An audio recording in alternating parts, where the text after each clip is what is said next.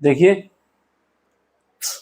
ये वाला क्वेश्चन जो है मेरा 2020, 21 और 22 में नहीं है, 23 और 24 में 3 बार क्वेश्चन पूछा गया है, 4 बार सॉरी। ठीक है, पहले 2024 में जो आया ये सीबीएसई बोर्ड के लिए है, मतलब आया था वहाँ पे, और फिर 2023 में यूपी बोर्ड में आया था, और ये 2 बार जो आया था, एक बार आईसीएसई बोर्ड है, एक बार सीबीएसई बोर्ड है। यानी स्टार्टिंग सीबीएसई बोर्ड से हुई थी 2020 से, फिर उसके बाद अलग अलग बोर्ड में पूछा गया है। ठीक है, ये क्वेश्चन जो है इसमें हमें फाइंड करना है, find the interval in which the function f x is equal to log x divide by x is strictly increasing. मतलब आपसे बताया जा रहा है कि इंक्रीजिंग है या फिर आपको बताना है स्ट्रिक्टली डिक्रीजिंग। आपको कुल मिला के इंक्रीजिंग की रेंज बतानी है और डिक्रीजिंग की रेंज बतानी है, दोनों रेंज बतानी है। तो इसको सॉल्व करते हैं। जब हमें किसी फंक्शन की इंक्रीजिंग रेंज बतानी हो या डिक्रीजिंग बतानी हो, अगर कोई फंक्शन इंक्रीज कर रहा है तो उसका मतलब ये होता है उस फंक्शन का F dash x greater than 0 होना चाहिए, अगर इक्वल टू 0 होना चाहिए।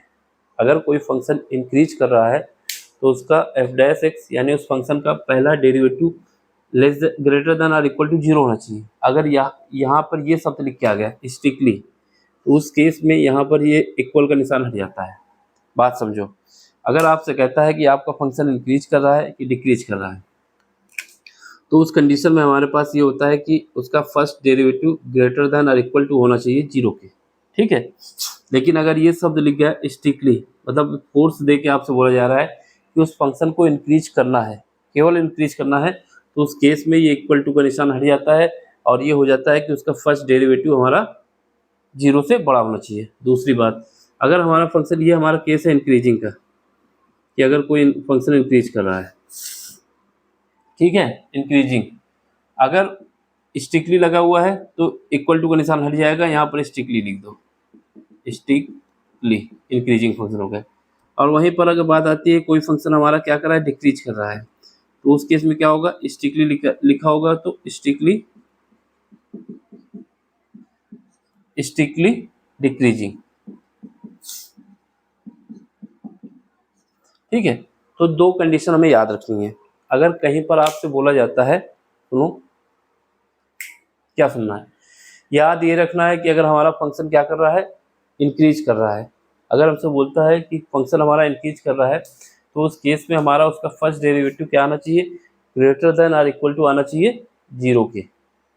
अगर आपसे बोल देता है स्ट्रिक्टली इंक्रीजिंग है, तो इक्वल टू का निशान हट जाएगा। उसके बाद अगर आपसे बोलता है कि हमारा फंक्शन डिक्रीज कर रहा है किस वैल्यू के लिए, तो उसकी वैल्यू क्या होनी चाहिए, एफ डैश एक्स की वैल्यू लेस देन 0 होनी चाहिए।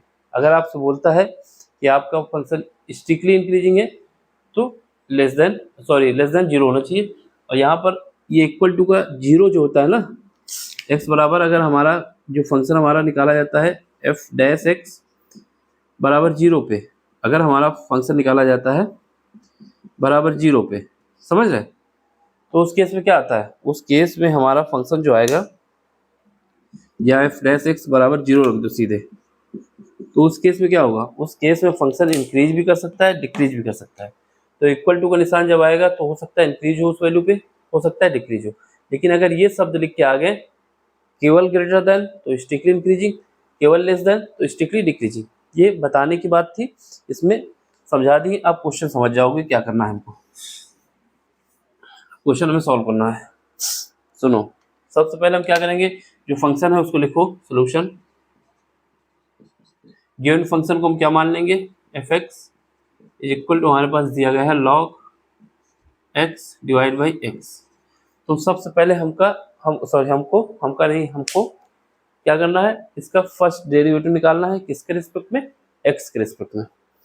तो क्या करेंगे, डिफरेंशिएट, ये इक्वेशन नंबर फर्स्ट मान लो, तो लिखेंगे differentiate with respect to x, differentiate with respect to x, x के रिस्पेक्ट में डिफरेंशिएट करेंगे। यहाँ से हमारे पास एफ डैश एक्स आ जाएगा और ये क्या आ जाएगा, डी बाई डी एक्स। तो हमारे पास 2 कहानी है, या तो हम क्या करें, लॉग एक्स को एक फंक्शन ले लें एक तरफ, दूसरी तरफ क्या ले लें 1/x। तो ये हमारा बन जाएगा 2 फंक्शन का फार्मूला, समझो। या तो हम क्या करें, इन दोनों को अलग अलग कर लिए, एक तो ये तरीका। दूसरा हमारे पास डिवाइड वाला फार्मूला होता है, तो हमारे पास दो फार्मूले, तो दोनों फार्मूले सेम है, कोई दिक्कत नहीं आएगी कि अगर हमारे पास ये फार्मूले साइड पर लिख के बता रहे हैं तो इसको रफ करेंगे। जैसे एक फार्मूला हमारे पास ये होता है कि अगर हमारे पास dy/dx करना है, एक फंक्शन हमारा f1 है, दूसरा फंक्शन f2 है, इनका हमें dy/dx करना है, ठीक है, डिवाइड में। तो हम क्या कर सकते हैं, क्या करेंगे, जो डिवीजन में उसको पहले लिख दो और पहले वाले को डिफ्रेंशिएट कर दो, यानी f1 डैश। डिवीजन वाले को पहले लिखा, यानी डिनोमिनेटर वाले को यहाँ लिख दिया, न्यूमिनेटर वाले को डिफ्रेंशिएट कर दिया, लिख रहा हूँ आप पे। फिर उसके बाद माइनस लगाएंगे। अब क्या करेंगे, न्यूमिनेटर वाले को लिख देंगे और डिनोमिनेटर वाले को डिफ्रेंशिएट कर देंगे।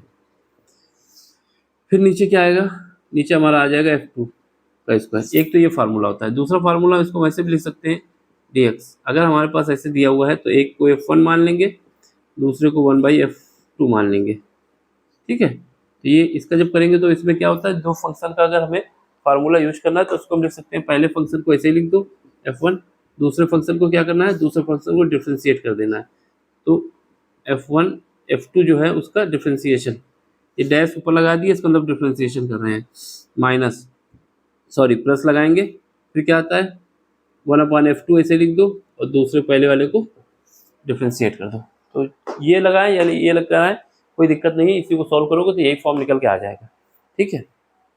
क्यों आ जाएगा, क्योंकि जब इसको हम करेंगे ना तो ये हमारा जो है एक बार फिर डिफ्रेंशिएट होगा, यहाँ पे माइनस आ जाएगा, इसकी पावर चढ़ जाएगी। इसका हमने डिफ्रेंशिएशन लिखा है, अभी डिफ्रेंशिएट नहीं किया है, जब करेंगे ना तो इसकी पावर चढ़ के आ जाएगी। तो एक बार ये -2 आ जाएगा, यहाँ माइनस आ जाएगा, ये हमारा f2 स्क्वायर हो जाएगा, वही ये हमारा चलेगा यहाँ पर। तो इसको हम क्या करते हैं, इससे यूज कर लेते हैं। तो हम क्या करेंगे, पहले फंक्शन को क्या करना है, ऐसे लिख देते हैं log x, और दूसरे फंक्शन का डिफ्रेंशिएशन यानी 1/x का डिफ्रेंशिएशन करोगे तो कितना आएगा, -1x² आएगा। अगर हम इसका डिफ्रेंशिएशन करेंगे तो क्या आएगा, -1/x², ठीक है। कैसे आएगा, अगर हमारे पास कोई फंक्शन dx क्या है, x की पावर 1 है, यहाँ पर माइनस में है, नीचे में है, तो इसको हम लिख सकते हैं dy/dx x की पावर -1। अब इसका हम क्या कर देंगे, डिफ्रेंशिएशन, तो क्या करेंगे, -1 आगे आ जाएगा और x की पावर एक और चढ़ जाएगा माइनस का, तो नीचे जाएगा तो x² हो जाएगा। तो वही से यूज हुआ ये। यहाँ पे आ जाओ, यहाँ पे क्या लगाएंगे, प्लस लगाएंगे, ठीक है। तो उसके बाद क्या आएगा, 1/x को ऐसे ही लिख दो और log x का डिफ्रेंशिएशन करेंगे तो कितना आ जाएगा, x आ जाएगा, ठीक है। इतना आ गया। अब हमें इसको सॉल्व कर लेना है। तो 1/x² 1/x² दोनों बाहर आ जाएगा, ये x² है 1/, इसको बाहर ले लेते हैं 1/x²। अंदर क्या बचेगा, अंदर हमारे पास बचेगा, यहाँ से 1 बचेगा, इस ये वाले 1 को पहले लिख देंगे, इधर वाले को माइनस लिख देंगे, log x। तो ये हमारा आ गया f'(x) जो कि हमें निकालना था। तो इक्वेशन नंबर हम इसको सेकंड मान लेंगे। अब हमारा खेल शुरू होगा कि अगर हमारा फंक्शन क्या है, इंक्रीजिंग है, तो हमें क्या करना है, इसको ग्रेटर देन 0 बताना है। अगर हमारा फंक्शन स्ट्रिक्टली डिक्रीजिंग है तो इसको लेस देन 0 बताना है। यही दो कॉन्सेप्ट लगाने हैं, ठीक है। तो अब इसको हम रफ कर देते हैं। अब जो यूज करने जा रहे हैं देखो यहाँ पे,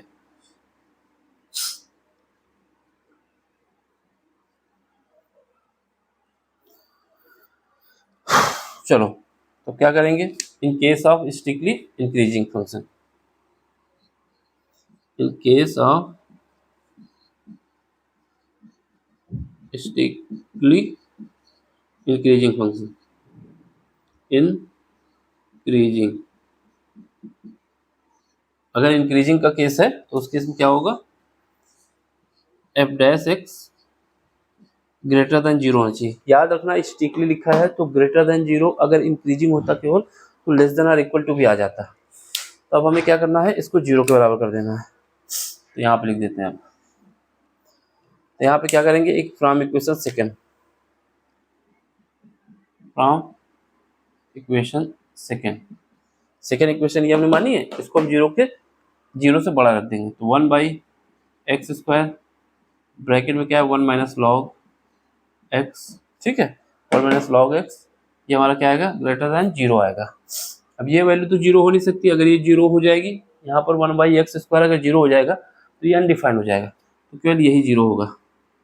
तो 1 - log x greater than equal to zero, greater than equal to नहीं लगाना है यहाँ पर, ग्रेटर दैन जीरो। तो यहाँ से हमारे पास क्या आएगा, वन माइनस, सॉरी माइनस को इस वाले लॉग को इस तरफ भेज देंगे, माइनस तो प्लस हो जाएगा, ये इस वाले को राइट साइड भेज देंगे तो ये प्लस हो जाएगा लॉग एक्स। ठीक है, अब यहाँ पर इसका बेस कितना होता है, अगर कोई फंक्शन लॉग में लिखा हुआ है, अगर उसका बेस नहीं मेंशन तो हमेशा याद रखना उसका बेस ई होता है, तो उसका बेस ई हमने लिख दिया।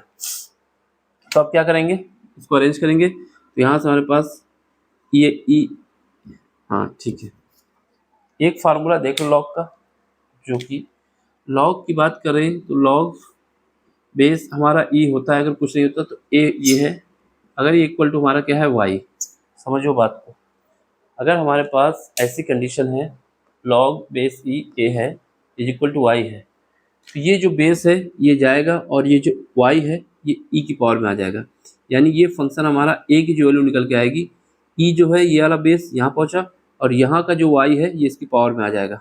बात समझ लो, इंपॉर्टेंट बात है कि अगर हमारे पास ये कंडीशन है और हमें ए की वैल्यू निकालनी है तो ए की वैल्यू क्या होगी, वो होगी ई जो इसका बेस है और यहाँ का जो इक्वल में है वो वाई इसकी पावर में आ जाएगा, वही यहाँ पर यूज होने वाला है। यहाँ पर ई की पावर यहाँ आएगा, ई की पावर क्या हो जाएगा, वन हो जाएगा, जिसकी वैल्यू क्या होगी, ग्रेटर दैन एक्स होगी, यहाँ एक्स की वैल्यू क्या होगी, लेस देन ई होगी। ठीक, यानी एक्स हमारा अगर इंक्रीज करना चाहता है फंक्शन तो उसकी वैल्यू क्या होनी चाहिए, ई से छोटी होनी चाहिए, ई से बड़ी नहीं हो सकती, ई से छोटी होनी चाहिए। ठीक, और कहाँ तक होनी चाहिए, जीरो तक होनी चाहिए, जीरो से ज़्यादा कम नहीं ले सकते, फिर निगेटिव फंक्शन चालू हो जाएगा और निगेटिव फंक्शन मैक्सिमम नहीं आ सकता ना, तो इसकी रेंज क्या होगी हमारे पास, इसकी रेंज मानेंगे हम ई की वैल्यू जीरो। तो ये हमारा इंक्रीजिंग केस हुआ, तो अगर हम उसको लिखना चाहते हैं तो एक्स हमारा बिलोंग करना पड़ेगा इंक्रीजिंग के केस में जीरो से ई।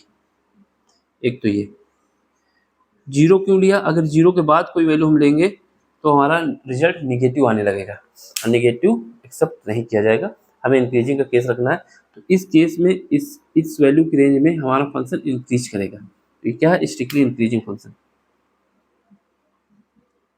इंक्रीजिंग केस यहाँ पे हो गया। अब अगला केस क्या है, अगर हमारे पास फंक्शन क्या कर रहा है, डिक्रीज, स्ट्रिक्टली डिक्रीज का केस देख लेते हैं। अब स्ट्रिक्टली डिक्रीजिंग फंक्शन,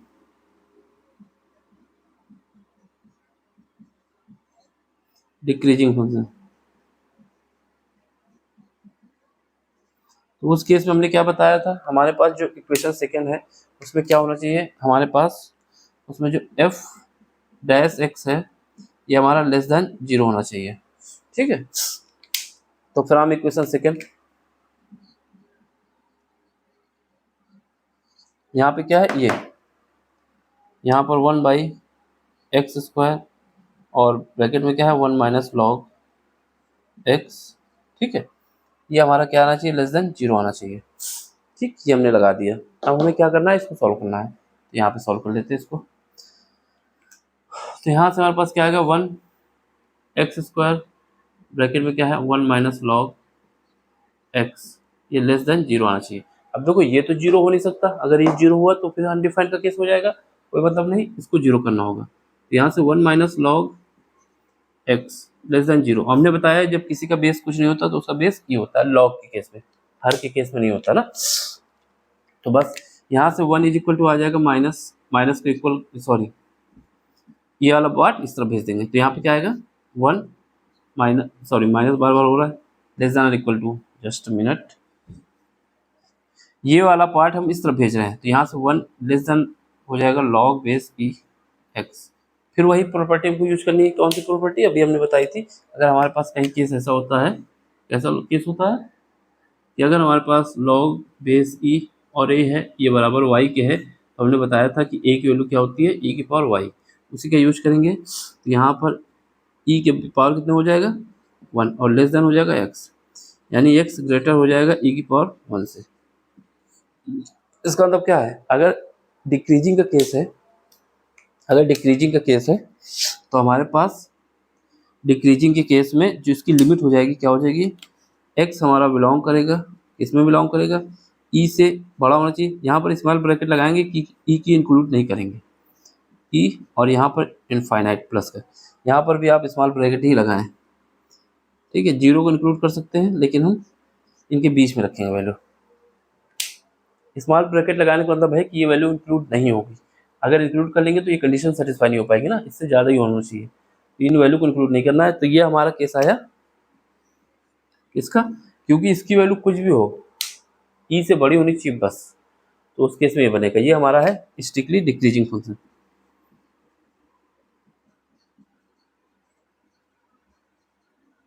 डिक्रीजिंग क्या है? डिक्रीजिंग और इंक्रीजिंग। ये तो डिक्रीजिंग हो गया, और यहाँ पर स्ट्रिक्टली हमने नहीं लिखा, जिसको भी लिख दो स्ट्रिक्टली। वैसे ऊपर हेडिंग ही पड़ी है तो कोई मतलब नहीं था, फिर भी। अब आप इसका स्क्रीनशॉट ले लें, समझ में ना आया हो तो कमेंट्स करना, ठीक है। और उसके बाद हम आपको फिर से एक्सप्लेन करने की कोशिश करेंगे। वैसे समझ में आना चाहिए, पूरा साफ साफ दिखाया हमने, फिर भी हो सकता है किसी को ना आया हो, तो उसके लिए आप कमेंट्स करिए, तो उसको फिर से एक्सप्लेन करने की कोशिश करेंगे। और अगर समझ में आया तो लाइक करिए, शेयर करिए और सब्सक्राइब करिए, ठीक है। Thank you for watching. अगले क्वेश्चन में मिलते हैं।